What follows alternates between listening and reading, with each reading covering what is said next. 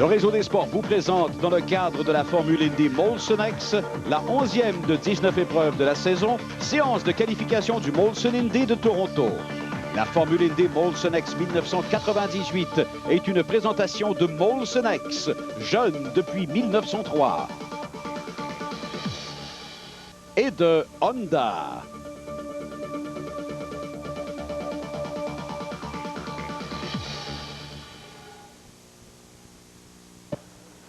Mesdames, Messieurs, bonsoir. Ici Pierre Houde en compagnie de Bertrand Houle, Didier Scranon et toute l'équipe. Il nous fait plaisir de vous souhaiter la bienvenue au site, le site temporaire du Molson Indy de Toronto. Bertrand, un format de qualification qui nous rappelle un peu la F1 de l'époque. Oui, 2 séances de qualification, vendredi et samedi. On garde le meilleur temps pour composer la grille de départ. 2 trains de pneus par voiture et samedi, aujourd'hui, 7 séances de qualification. 2 groupes, les 14 plus rapides et les 14 plus lents. Alors ça, c'est extrêmement important. Si on regardait un petit peu ce qui s'est passé lors de la journée de vendredi, la journée d'hier, il y a eu quand même quelques faits saillants intéressants, dont Paul Tracy, qui est encore impliqué dans une controverse. Oui, bloqué Andretti dans son meilleur tour. Pas content, Andretti, lui, monte le point, lui est allé lui parler dans le visage après la séance. Carpentier, lui, des petits ennuis de réglage. Et Patrick Carpentier, donc, au moment où on le voit en piste, Bertrand, il a été rétrogradé en 19e position parce que on a déjà comptabilisé les temps du premier groupe d'aujourd'hui. Alors, voici où nous en sommes. Vasseur faisait partie du groupe des plus lents. Pruitt également aujourd'hui. Ils ont donc réussi quand même de belles performances.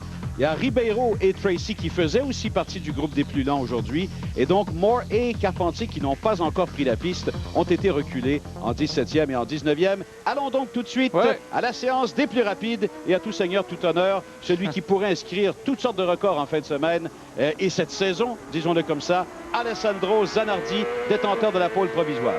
Oui, le plus rapide vendredi matin, vendredi après-midi, Zanardi. Pas encore de pole cette année, c'est surprenant, il est tellement rapide. Zanardi, oui, il est record, hein, il cherche son 2e titre consécutif, il cherche surtout une 4e victoire consécutive, et alors qu'on voit qu'il a encore son temps de vendredi.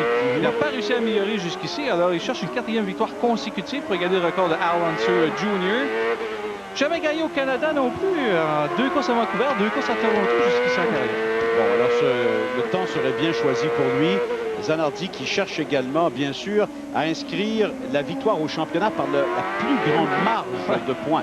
Et ça, ben, évidemment, c'est encore un peu tôt dans la saison pour le dire. On voit que ce pilote-là a 2 grands atouts, Bertrand. Il est ultra rapide, bien sûr, mais c'est un pilote aussi qui sait utiliser de la finesse quand il en a besoin. Et sur des circuits urbains comme Toronto, là où, évidemment, on roule à pleine vitesse en 2 murets de béton, dis-je, il en faut de la finesse. Oui, très bon metteur au point aussi pour trouver des bons réglages. C'était intéressant hier en séance de qualif. Firestone premier avec Zanardi, de Goodyear 2e avec DeFerrand. Donc, Goodyear qui réduit l'écart qui sépare de Firestone. Firestone a 10 poles en 10 courses. Goodyear a été piqué, Bertrand, dans les 2 grandes séries, Formule 1 et dans la série kart également. Zanardi n'a pas amélioré son temps. Michael Andretti, celui qui a été bloqué hier, il est 3e jusqu'à maintenant.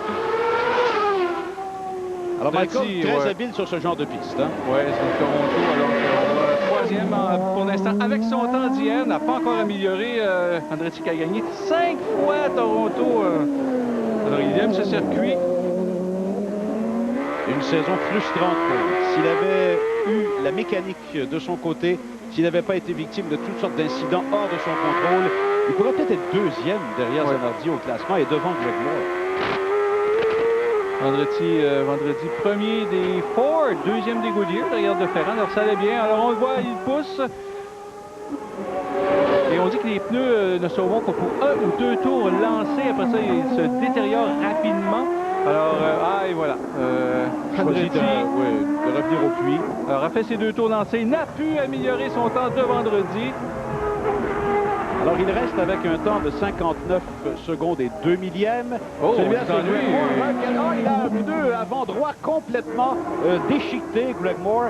Et on nous dit qu'on aura tout de suite la reprise qui va nous expliquer pourquoi Greg Moore a cet ennui majeur. Greg Moore qui avoue avoir mal commencé sa fin de semaine sur le temps des réglages. Vendredi n'était que 12e. Le matin, 12e encore en après-midi. Donc, la difficulté à trouver des bons ajustements. Alors, qu'est-ce qui s'est passé? C'est à la sortie du dernier virage. Wow! Oh! aller s'appuyer contre le mur. Heureusement, il était parfaitement parallèle. Hein? Il aurait pu continuer. Alors Bertrand, la sortie idéale est à quelques millimètres du muret, mais là, ça a été un petit peu trop téméraire de la part de Greg Moore. Si on réussit la sortie parfaite à cet endroit, on gagne beaucoup dans la portion rapide qui mène vers le virage 1 à Toronto. Greg Moore qui est rétabli à 90%, suivra Cleveland la semaine dernière, était ennuyé par un virus. Alors, se déclare à 90%, c'est pas facile sur un circuit comme ça. Non, c'est frustrant pour lui. C'est une séquence vraiment frustrante. Quand il a commis cette erreur à Portland, on l'a vu être trop agressif également à Cleveland. Bref, Moore, pour la première fois de sa carrière, ressent peut-être un petit peu le poids de la pression et des attentes très élevées qu'il s'était lui-même fixées. Et on nous dit que Patrick Pelletier est dans les puits, il aurait des ennuis de turbo. Alors, n'est pas en piste présentement, des ennuis de turbo, aïe, aïe, aïe. Il en avait eu à Cleveland, hein, la soupape de régulation de turbo qui s'ouvrait. Alors, est-ce que c'est la même chose? On en saura probablement un peu plus tard, alors que Moore revient lentement au puits. Il faut dire qu'on est dans une séquence qui n'est pas facile pour les équipes. Bertrand, on a couru évidemment à Cleveland. Là, c'est Toronto. Il y aura par la suite coup sur coup les 500 000 du Michigan. Ce sont trois courses totalement différentes les unes des autres. Et il n'y a même pas une semaine entre les deux pour d'abord se déplacer, puis redéfaire tout le matériel, faire certains ajustements. Alors, c'est une séquence très difficile pour les équipes et les pilotes. Moore qui est revenu de Cleveland dans la roulette motorisée de Tracy. Il lui a donné son virus, semble-t-il. Voilà donc le classement provisoire. C'est là où on en est pour l'instant à Toronto. On sera de retour. 1903, c'est le départ de la course. Une course contre la montre. Une course contre le temps. Toujours plus vite. Toujours à repousser leurs propres limites. Molson X était là. Molson X y est toujours.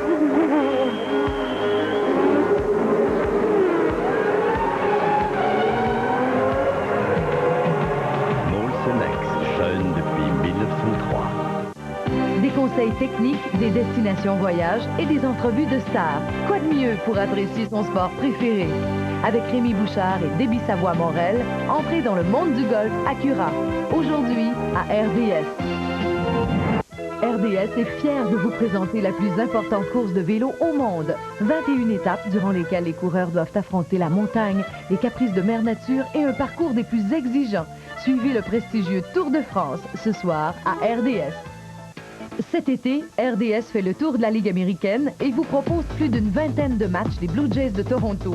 D'est en ouest, du nord au sud, voyez-les affronter les plus grands noms du baseball majeur. RDS s'intéresse également aux meilleures formations de la Ligue nationale. Prenez rendez-vous avec vos ex-amours et suivez la course au championnat jusqu'à la toute fin de la saison. Du baseball de qualité, du baseball qui se démarque. Dodgers Cards, ce soir 20h à RDS.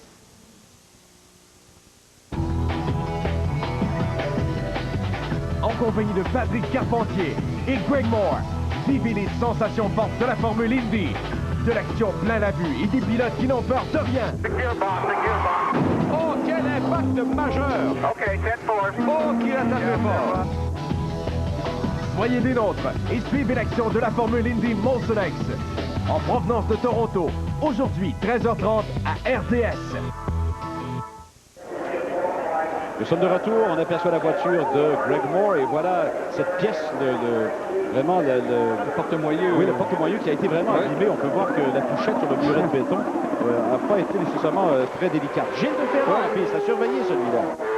Deuxième, rappelons-le, vendredi à l'issue de la première séance de qualif en pneus Goodyear. Alors, c'est prometteur pour le manufacturier américain. Il avait fini très loin l'an dernier à Toronto, victime d'ennui de frein. Et Dieu sait que Toronto, les freins sont sollicités, notamment au bout de la longue ligne droite et par la suite dans l'enfilade de ces virages un peu plus lents. Donc, très difficile pour les freins sur le circuit urbain de Toronto. C'est une course qui est très longue, en 97 tours. Voilà Christian Fittipaldi. Alors, Fittipaldi qui, lui, a amélioré, Bertrand, sa position aujourd'hui jusqu'à maintenant. 6e. 4/10e retranché par celui qui a fait le plus grand bas, c'est Vasseur, presque 1,5 secondes de vendredi à samedi. Alors, la piste est rapide.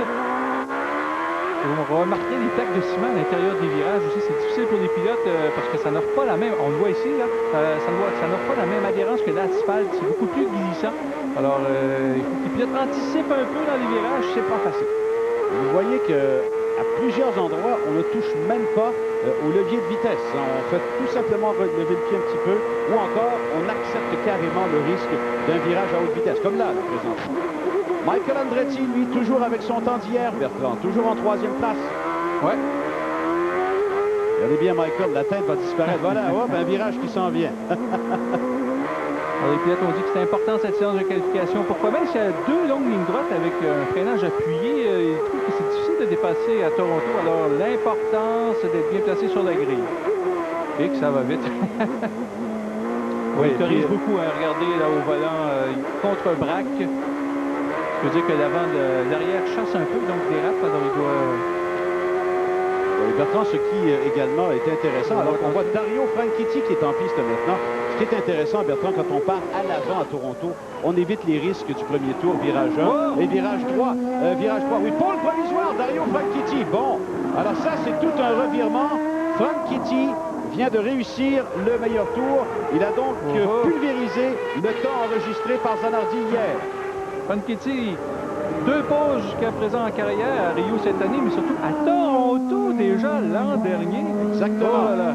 Exactement, il était à l'avant l'an dernier. Franchitti qui était 4e hier. Et Cleveland Porton était 2e sur la grille. Il est dans une super séquence. Franchitti qui a la visite en fin de semaine. On dit qu'il y a 10 de ses parents et amis qui sont venus d'Écosse spécialement pour le voir. Alors... Et il y a son agent Craig Pollock aussi. Oh oui, ce qui lui parlerait... Spéculation. Michael qui essaie à nouveau d'améliorer sa position.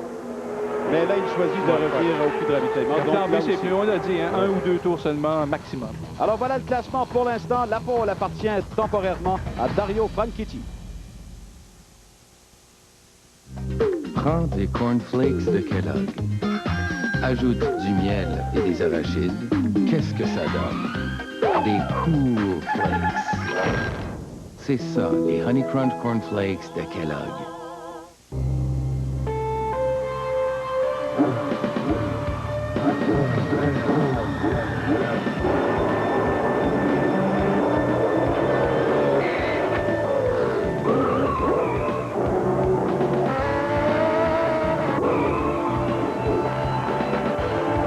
Ce n'était qu'un avant-goût.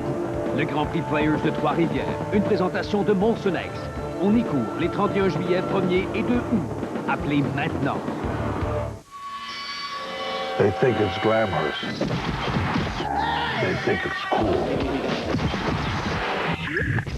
They think they can handle it. I fought 97 times in the most vicious, violent sport on earth, and I survived. But drugs destroyed over half my family. Jesse, my youngest son, shot himself in the mouth just 9 months after becoming a heroin addict. 2 of my other sons died with syringes stuck in their biceps. My wife, Lynn, committed suicide, feeling the pain only a mother can. Drugs killed 3 of my sons. Drugs killed my wife. I don't want that to happen to you. Ensemble, on peut battre la drogue. RDS est fier de vous présenter la plus importante course de vélo au monde. 21 étapes, durant lesquelles les coureurs doivent affronter la montagne, les caprices de mère nature et un parcours des plus exigeants. Suivez le prestigieux Tour de France demain à RDS. Nous sommes de retour, Molson Indy de Toronto. On aperçoit Al Unser Jr. Unser, comme son équipe, doit se contenter de résultats modestes. On sait que c'est l'an 1, Bertrand, d'un plan de 5 ans, d'un plan quinquennal très ambitieux chez Penske. On doit donc accepter avec un petit peu plus de philosophie les résultats moyens. Quand vous dites que Tony Kanaan dépasse assez facilement, mais là on voit de toute façon que Unser en bien son temps, il n'est pas dans un tour rapide. De toute façon, Kanaan 5e hier, hein, alors en forme. Oh, Zanardi vient de sortir des puits. La performance s'en vient. Tout à fait neuf pour pouvoir, encore une fois, les marques blanches. L'accélération qui va éventuellement le conduire vers un tour rapide. On aperçoit Christian Fittipaldi, on vous l'a dit, il avait le 6e temps temporairement. En tout cas, aux dernières nouvelles. Fittipaldi dont l'avenir est pour le moins incertain, toute série confondue.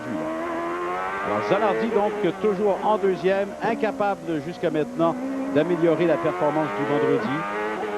Zanardi aimerait bien pouvoir obtenir la pole, Bertrand, et avoir une chance de remporter ce magot de plus en plus gigantesque qui est offert à celui qui a la pole et qui gagne une épreuve. Oui, ça fait 380 000 au total. Au total, pas si mal, Bonnie, même, hein? plus de 100 000 de la victoire. Et même si c'est le Molson Indy de Toronto, on parle de plus de 300 000 $ US. Oui. Alors c'est parti pour Zanardi. Bon. Et là, ben, vous voyez ce tableau qu'on voit apparaître d'ailleurs dans les salles de presse. Hein. Le tableau est tout à fait identique. Oui, Omega chronométrage. Ils ont un excellent site Internet, en Bertrand, soit dit en passant, omegatiming.com. Si vous voulez avoir en direct les chronométrages des épreuves, même les essais libres du vendredi matin, par exemple, sont sur ce site. On a aperçu Gilles Deferrand. Monté sur une bordure assez... il attaque Deferrand.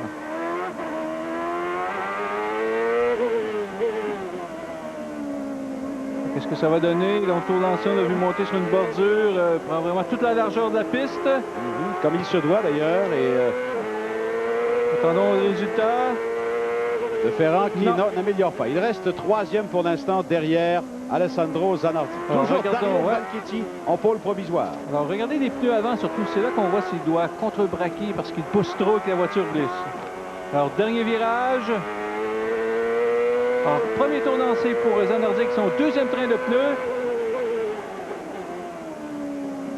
Et on dit que le temps reste identique, Bertrand. Incapable d'améliorer pour Alessandro Zanardi. Il pousse. Donc, deuxième tour lancé. On sait qu'on peut faire 2 tours rapides avec les pneus avant que ça se détériore. Et pour l'instant, il n'y a pas de circulation devant lui. Le voilà le long de l'avenue Lakeshore. On va bientôt sauter sur les freins. Voilà qui est fait. Négocier le virage 3. Et l'enfilade par la suite vers le 4 à gauche. Correction au volant. Hein. On voit la boîte séquentielle lorsqu'il quitte sa main droite, quitte le volant. Alors, on pousse continuellement pour augmenter les vitesses et on retire ce levier pour les descendre. Pour une voiture devant. Ouais, là, ça va peut-être lui coûter. Oh, chanceux! C'est l'une des voitures de l'équipe de Course Players, d'ailleurs. Depuis, il a dépassé en ligne droite. Chanceux Zanardi sur ce coup. Oh! Secoué en montant sur la bordure. Oui, alors vraiment, il utilise là, tout ce qu'il peut sur le circuit. Et voilà qui s'amène. Et ce n'est pas réussi, nous dit-on. Zanardi encore incapable d'améliorer le temps enregistré par Dario Franchitti. Autour de Michael maintenant. Michael qui était troisième hier. On a bien vu. En difficulté dans l'avant-dernier virage. Andretti, ligne d'arrivée. C'était 59,002, le meilleur chrono jusqu'à maintenant pour Michael.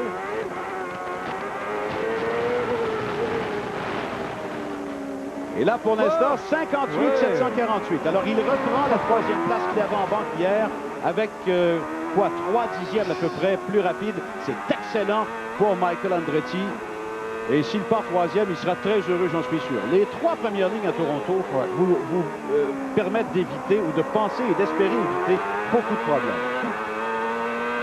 L'an dernier, Franchitti qui avait la pause, ça fait rentrer dedans par Ray Hall. Imaginez, premier virage. Là, on roule avec Deferrand. Il est quatrième pour l'instant. 58,862 pour Deferrand. Vendredi, ça. Exact. Il n'a pas réussi à améliorer encore. Exact. Je suis content de voir Andretti troisième. Pourquoi? C'est parce que Goodyear est dans le coup. Alors, c'est toujours intéressant. Alors, Michael qui fait un autre tour. Et malheureusement pour lui, sans conséquence, en fait sans conséquence heureuse. Michael, troisième, vous apercevez son temps. Zanardi toujours coincé en deuxième. Et vous avez les autres, on sera de retour dans quelques instants. Avec Roger Brulotte, Denis Casavant et Jean Saint-Onge, voyez le baseball des Expos comme nulle part ailleurs. Venez rejoindre notre équipe d'experts alors que les Phillies de Philadelphie s'amènent au stade. Demain, 19h à RDS. Participer aux Jeux extrêmes, ça change pas le monde. Sauf que...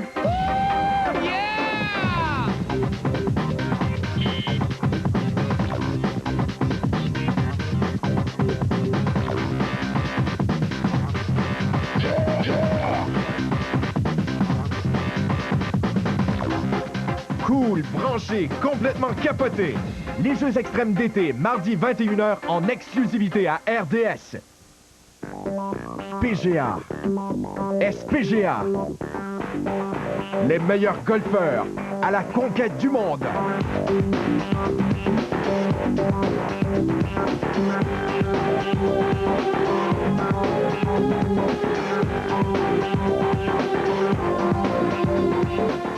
Suivez les pros du circuit senior lors de l'Omnium des États-Unis du 23 au 26 juillet à RDS. On a inventé la caisse Motion Mix parce qu'il y a des gens qui aiment la Black Label, d'autres la Motion Dry et d'autres la Motion X. Mais surtout, on a fait la Motion Mix parce que ceux qui aiment la Black aiment ceux qui aiment la X, ceux qui aiment la Dry aiment ceux qui aiment la Black, ceux qui aiment la X aiment ceux qui aiment la Dry. Ben, on va pas s'énerver, là. C'est juste une caisse de bière. Molson Mix. 3 grandes bières dans une nouvelle caisse glaciaire. Cet été, voyez les engins Superbike lors d'épreuves qui se déroulent à toute vitesse. Des pilotes qui poussent leur monture à la limite. Soyez de la prochaine épreuve de la série ASM Superbike, mercredi à RDS. Nous sommes de retour, on aperçoit Dario Franchitti. Mais où est-il, Bertrand?